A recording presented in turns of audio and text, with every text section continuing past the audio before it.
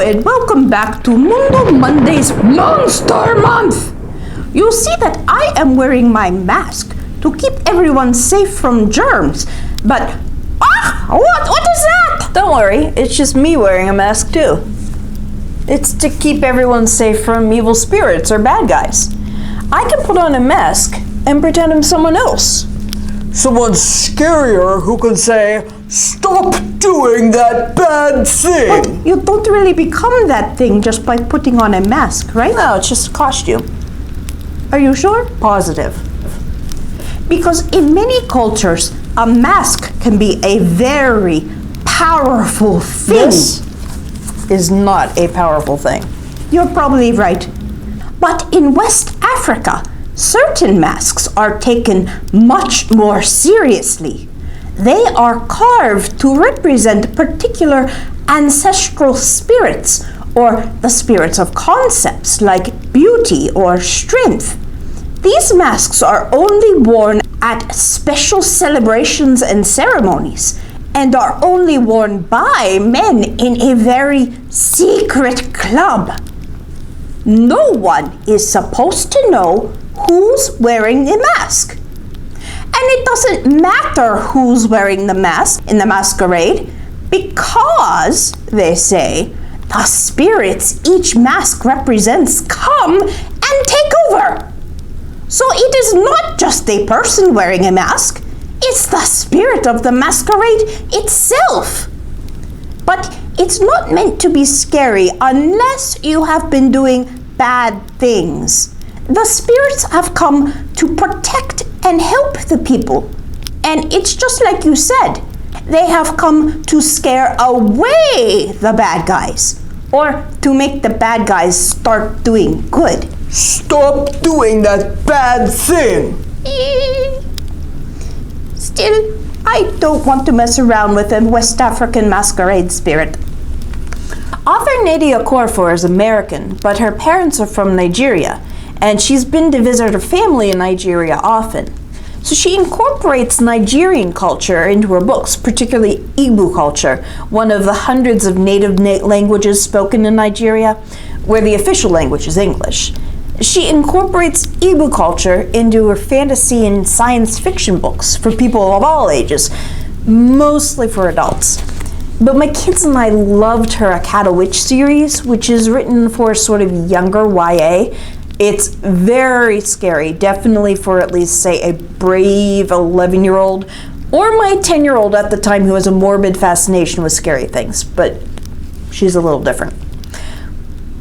The good news is she just published a new novel for slightly younger readers, a chapter book that will go in our JFix section called Ikenga, that we don't have at our library yet, but is on my list to buy. The masquerade spirits play a big part in the Akata books, at least, and especially in the one children's picture book she's written, which we're going to read today, Chicken in the Kitchen. Chicken in the kitchen? Isn't that where you normally cook chicken? Oh, this chicken is not for cooking. This chicken is a little more, monstrous. Chicken in the Kitchen by Nadia Okorafor. This book takes place on the eve of the New Yam Festival in Nigeria. Oh, the New Yam Festival is one of those harvest festivals we talked about at the autumn equinox. It was held a little earlier than that, in August, after the rainy season ended. See, Nigeria is so close to the equator that it doesn't have autumn, just rainy season and dry season. It's one of the biggest festivals that the masquerades appear at. And there are definitely masquerades in this book. Say what? It was late at night. A noise had woken Santiago. She climbed out of bed and crept quietly toward the kitchen. What did she find there? Oh my, Santiago whispered. What was she going to do? There was a giant chicken in the kitchen. It was going to spoil the food her mother and aunties had cooked for the New Yam Festival the next day. She had to do something. said the chicken happily. The new Yam Festival marked the beginning of the harvest season. It was a time for being thankful, dancing, seeing friends and family, and of course eating lots of yams. And Iago couldn't let the chicken ruin the yam dishes in the fridge. Uh-oh. Who's this, tugging on the chicken here? What is wrong with it? And Iago wondered.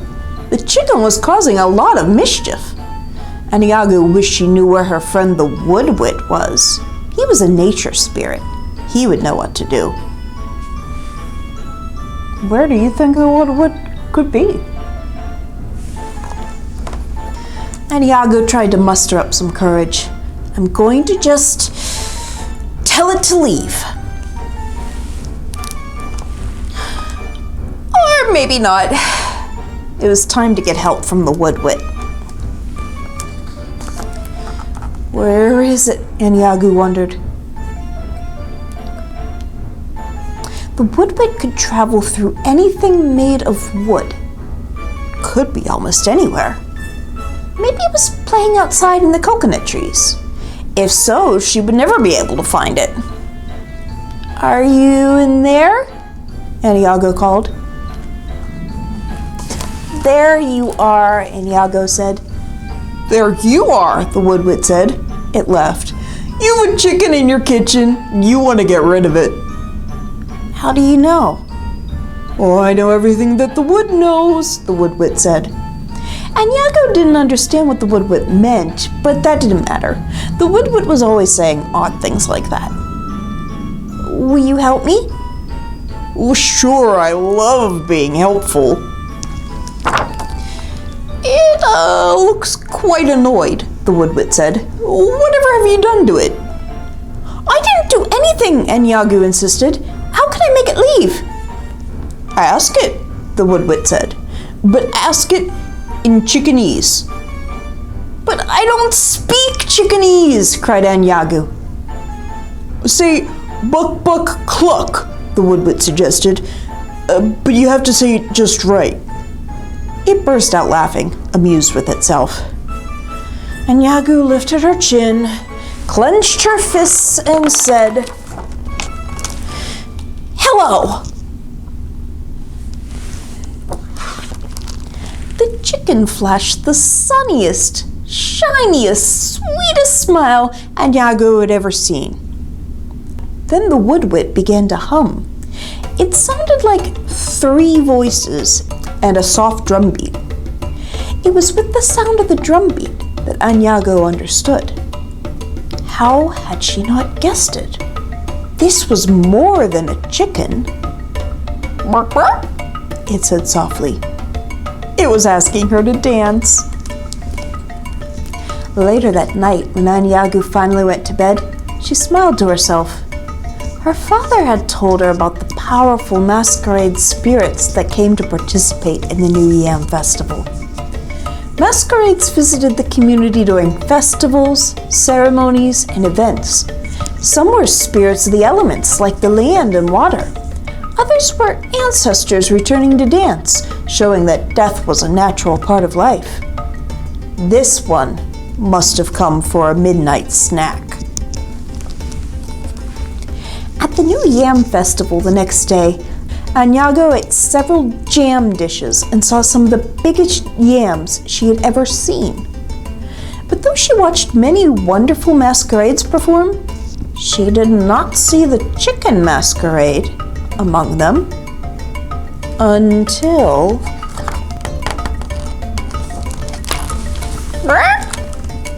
Oh, and look who's pulling on him.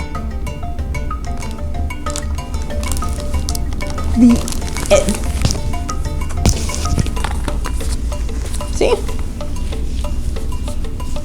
Nothing to be afraid of. Oh. We'll see you next week for our final week of Mundo Monday's Monster Month. Mask up!